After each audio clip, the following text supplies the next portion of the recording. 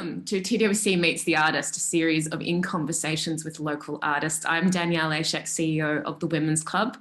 The Women's Club has been meeting on the lands of the Gadigal people of the Eora Nation for 120 years, the traditional custodians of the land who have been meeting and sharing their stories for thousands of years. We pay our respects to their elders past and present and extend that respect to all Aboriginal and Torres Strait Islanders peoples today. This afternoon, the Women's Club presents our TWC Board Director, Augusta Supple, in conversation with Karen Cortez, cellist from Quart-Ed and a Sydney Con alumni. As well as being cellist for Quart-Ed, Karen has recently been exploring the string folk scene and performed with Narrownecks at Dorrigo Folk and Bluegrass Festival in 2019. Karen sustained an anxiety-related playing injury in 2016 and now is on the road to recovery with a passion for awakening and deepening people's musical identities and developing healthy music-making practices in school settings and beyond. And in her free time, Karen enjoys connecting with the world and people for whom music is about and it's for. And recently, she was a facilitator for Girl Guides New South Wales, Australian Capital Territory and Northern Territory's Environmental Seminar, and is currently completing a certificate in outdoor leadership, which explains your activities today, Karen. Please join me in a virtual round of applause as I hand over to Augusta and Karen. Thanks so much, Danielle. Always lovely to have you introduce us. And Karen, thank you for making it back from the wilderness for our chat this afternoon. Do you want to tell everyone where you've been and what you've been up to? Yeah, so basically our lockdown hit and I was like, ooh, this seems like a good time to explore kind of the other half of what I love doing while there's no gigs around. So I decided to take a cert for an outdoor leadership. So it used to be called Outdoor Rec, basically. So this week was our big assessment week in rock climbing. So I've been in the Blue Mountains doing some rigs and all of those fun things. Today we were at Mount Boyce, which is a 50-metre cliff. So that was the last thing that I did before I gunned it back home to come here. Thank you so much. Well, that sounds absolutely perilous and like something I would never do. So I'm glad that there are people in the world that need to scale rocks and that you're one of them.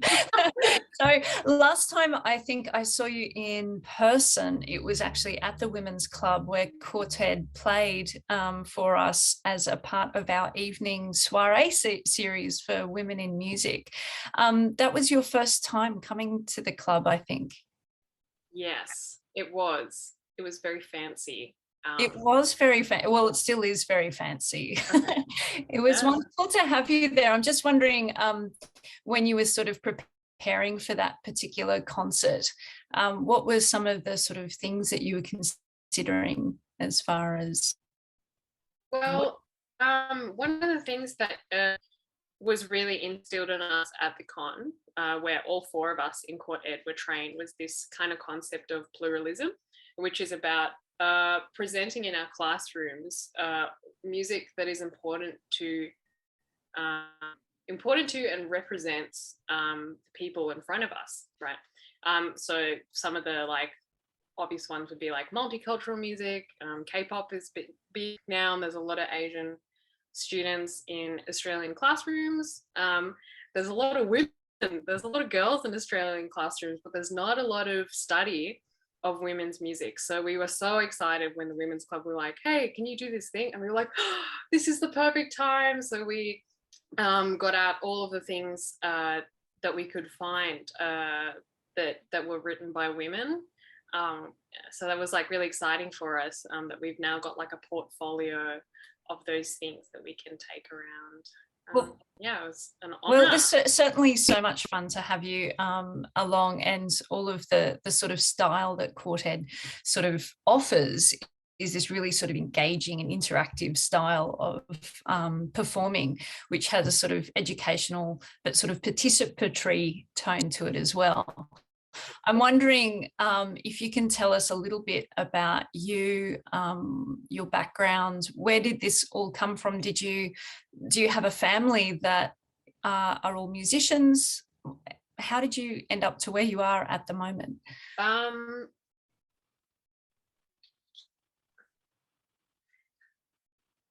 I started, from what I can remember, music very young.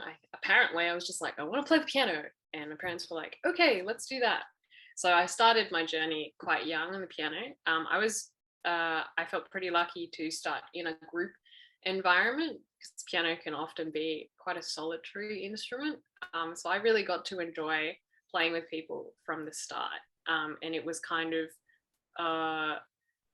for me, that was kind of where the joy in music making came from, rather than like solo performing for me. So I kind of sought out those opportunities, and that kind of came in the form of like orchestras and stuff like that. It was like, once I found an orchestral instrument and the orchestral, just being in such a big group with all the sounds, it's like, the piano sucks. It doesn't, but it was just like such a different, it was eye-opening, and I don't think I ever went back after that.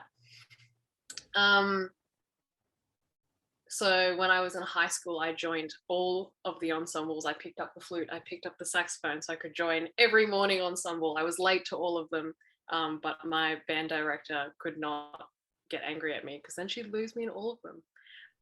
So I had her there. I suppose, so I was just really deep in the music stuff in high school. So when I got to the end of high school, I was like, well, I feel like that's the next thing I'm gonna go to. So it was kind of a funny feeling, because I didn't really feel like I'd chosen it. Like some people chose like optometry when they had not done optometry for like 10 years. Like when I was 5, I poked an eyeball. Like it just doesn't happen that way for some career paths. So for me, it kind of felt like I just fell into it, but I was kind of happy in that hole that I fell into, I suppose. Kind of a really sort of natural progression, I guess, Yeah. from your exposure at school. So you started piano quite young. What led to you playing was there a specific person who introduced you to the cello? Because that's what you play inside Quart-Ed, but you also play piano sometimes as well. You're a multi-instrumentalist. So how did you land on that particular instrument? My memory is that a cellist came to my classroom when I was in year 4. And we were all sitting on the ground, and I have this really distinct memory of them just playing some really deep tones and the floor shaking, and we were all sitting on it. So I could feel that, and I was like, oh.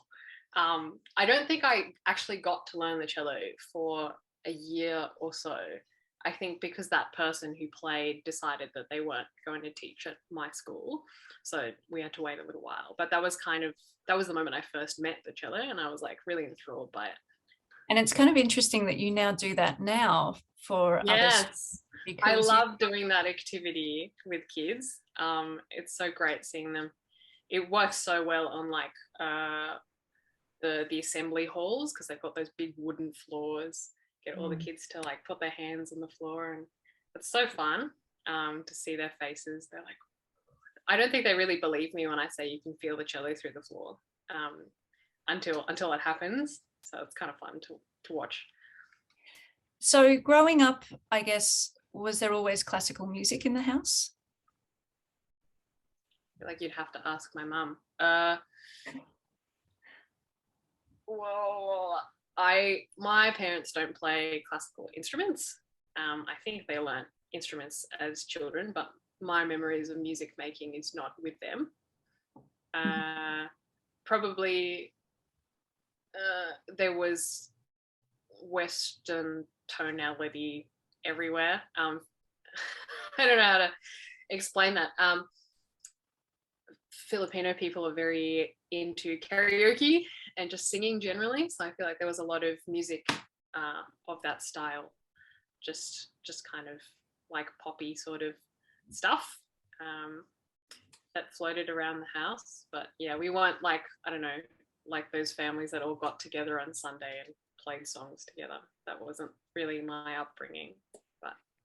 But the sound of your house was the sound of music, I guess, and not in a sort of in the musical kind of sense of that, but in a Julie Andrews sense of the sound of music. But no, yeah. So you were brought up around music, but really it was through school that you encountered this this love of music, and kind of, by the sounds of it, quite precociously took on as many instruments as you could. Sometimes that's the sign of someone who might be interested in composing. Has that ever been an option that you've thought about? I remember taking the piano school that I went to also kind of had composing things. So I did do like, I think 2 rounds of like composing workshops. One of them involved the I think a dolphin pod, like going on this big journey. And I remember I did these like paintings to match them. So when it came to the performance day, they had my paintings out in the back, and I played it. But it's it probably has never been like a driving thing. It's just been kind of a thing that I guess I could do, but I'm not as excited by it as tell me what other people. Yeah, so it's really about playing with other people, and you've played, as Danielle mentioned, you've played at the Dorrigo, I think, Blues and Roots Fest. You've played different sort of folk music and different genres of music beyond sort of classical. I'm wondering if you could tell us a little bit about some of your favourite gigs or residencies that you've experienced, whether that be in schools or as a sort of professional musician, really. Yeah, well, actually, when you mentioned that Narrownecks performance, I guess kind of one of the reasons why I took up all of those instruments was the chance to play different kinds of things. Like the jazz band on the cello is just not a thing, so I had to pick up the saxophone, and you just have a really different experience of music in a different setting. So the Narrownecks performance is exciting for me because it was a cello performance, but it was completely out of in a different style. It was like I was playing a different instrument, but it was the same instrument. So it was like really cool. Probably some other standouts was with the con, I got to go to Samoa with one of our professors and work with their orchestra over there for a week. It was so cool. But they're nothing like the SSO, but there was such livelihood and excitement around music that's not necessarily as revered as an SSO audience might experience, like a Mozart requiem or something. We were just playing their tunes harmonized for strings, and it was just a really like musical place to be in. So that was really cool to experience. We played at a gig there, and the Prime Minister, I think Prime Minister of Samoa was there. He was just chilling out, and he was wearing songs, just like having a good time. And his son got up and sang a song as part of that gig. And then the audience, who was like, they were just around, they were like, oh, I'm just going to harmonize with the performer. No worries. And it was beautiful. It was awesome. Don't see that sort of stuff often in the music world that I've been largely a part of. So that was really cool to see. There's such a strong sense about you, Karen, which is a real connection to audience and how sort of key audiences are for you. I'm also curious to learn about maybe some of the experiences that you've had. I think at the top, Danielle mentioned that you sustained an injury. Do you want to talk a little bit about that for us? Yeah, I guess that kind of feeds into a journey I went on when I wasn't really experiencing the joy that I wanted to out of music making. It kind of came about, it probably was actually a few years in the making. when it finally came out in my hand at the end of first year at the con. I was really pushing myself quite hard, and I was kind of in a funny spot where I felt like I was just telling myself that I was behind all the time in order to get myself to move, and it I guess maybe it was just all of those feelings just added up. And for those that don't know, the left hand is responsible for putting down the notes on the cello. So every note that you make, I've got to make an action with this hand. And so an RSI injury would be like repeatedly overly stressing.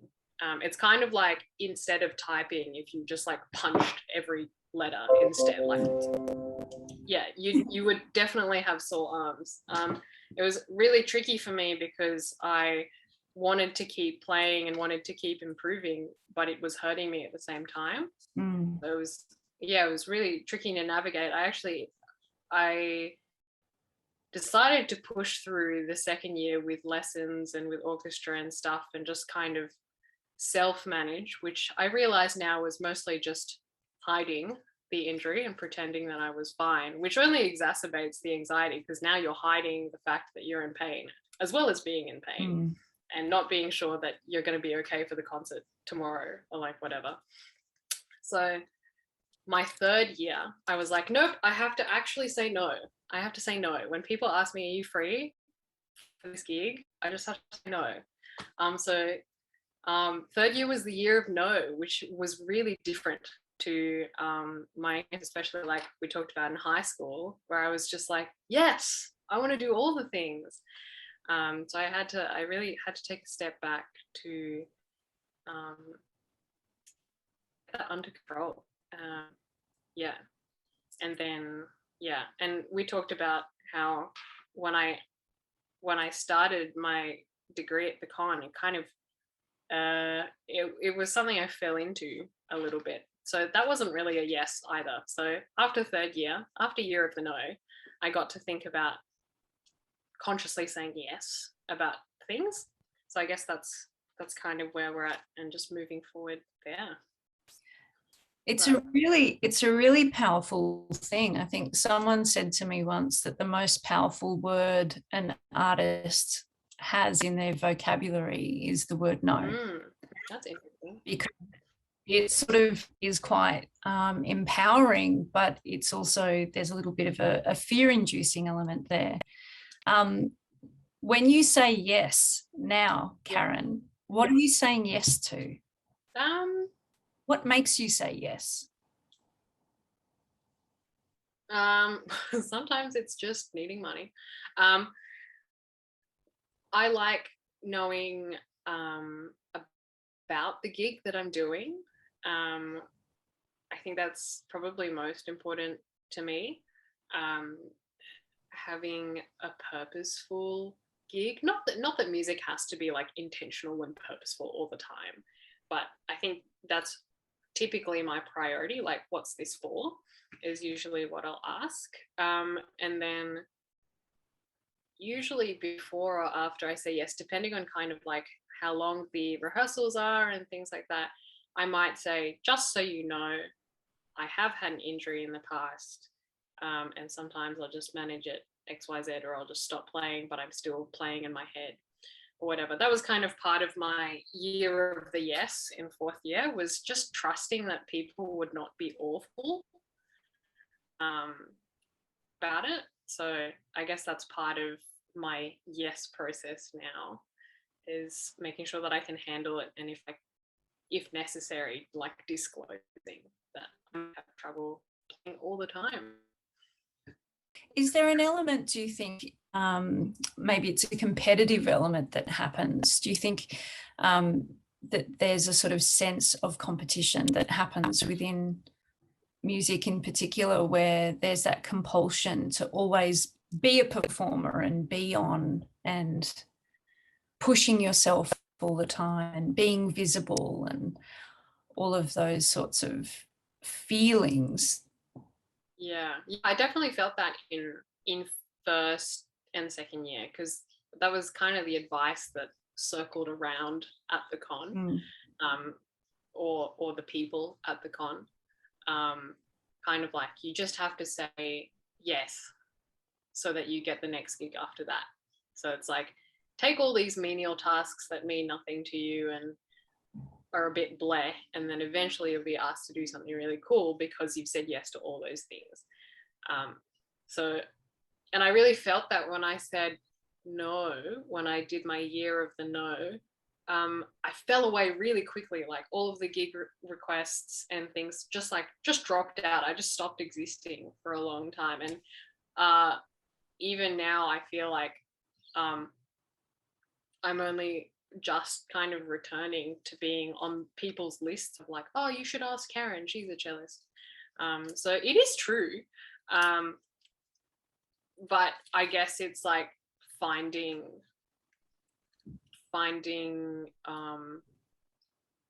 your own artistry independent of having a gig to go to. So I guess that's kind of been what has kept me going. And I've I've gotten to try so many other things in that time where no one was asking me to play at weddings.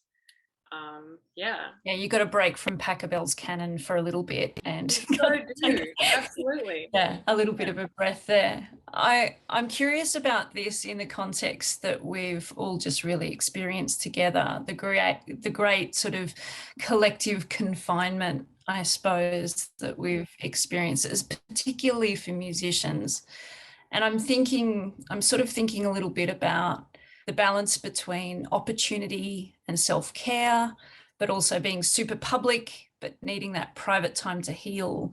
I'm just wondering, where are you sitting at now as far as, as things, everyone's talking about, everything's opening up, and the words that are being used is, it's stimulus time, have you got your stimulus, and that idea of stimulation.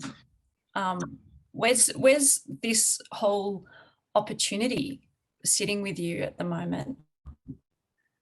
Are you excited, or are you a little bit trepidatious, or have you enjoyed this time of confinement, or are you raring to get out there again? I don't think I've enjoyed this time of confinement.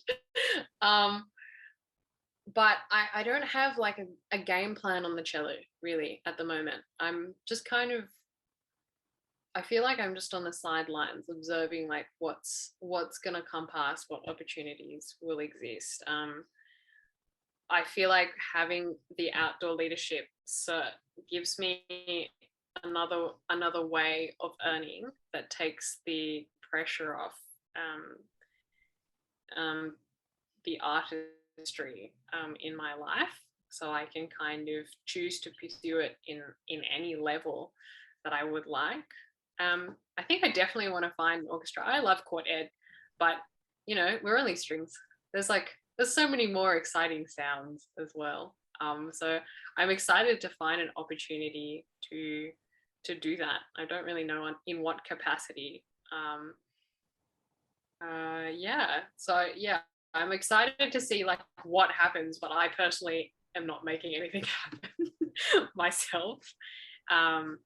Like Quart-Ed, where we've spent the lockdown kind of preparing documents and getting an ABN and stuff so that we can really present ourselves professionally to schools next year.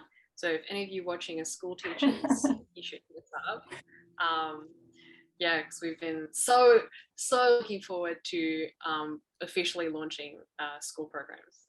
That's so exciting. And the work that you've done inside schools has taken you all over the place and into some really interesting regional and remote communities. I'm guessing, Karen, that you grew up in Sydney. Is that right? Yeah, I was born in the Philippines, but I essentially grew up here. Yeah. So when you sort of have had those times going into regional New South Wales, has there been sort of like, I guess, things that you've observed about those particular schools or those communities that you've taken away with you on your journeys as you travel forth? I think one thing, and we've talked about this in Quart-Ed, is going back to that pluralism idea.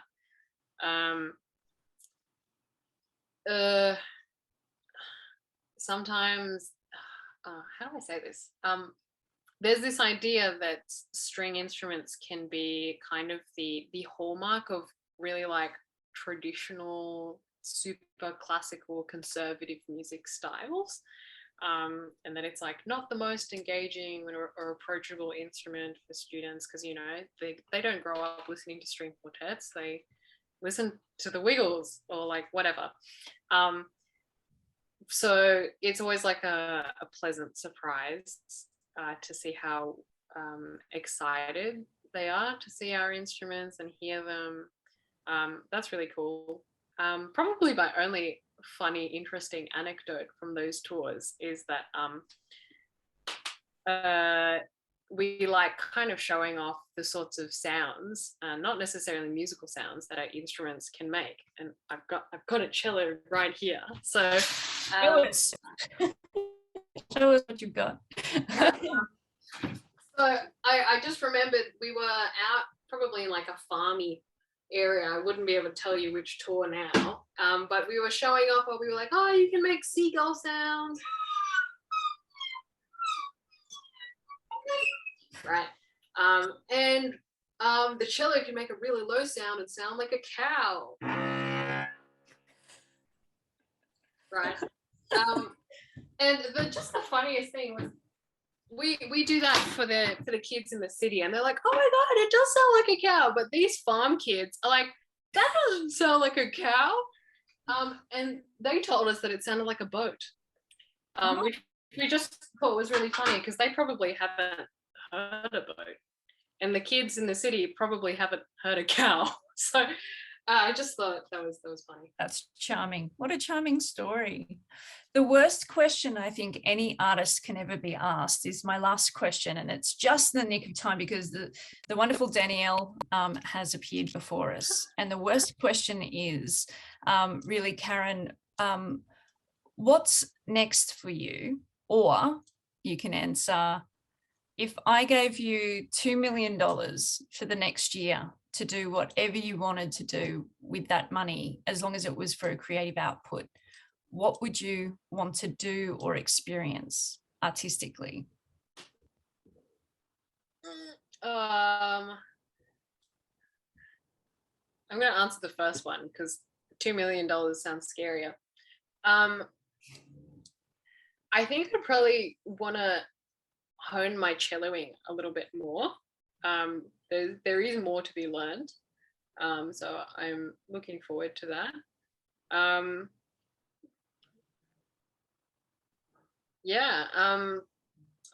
For me, I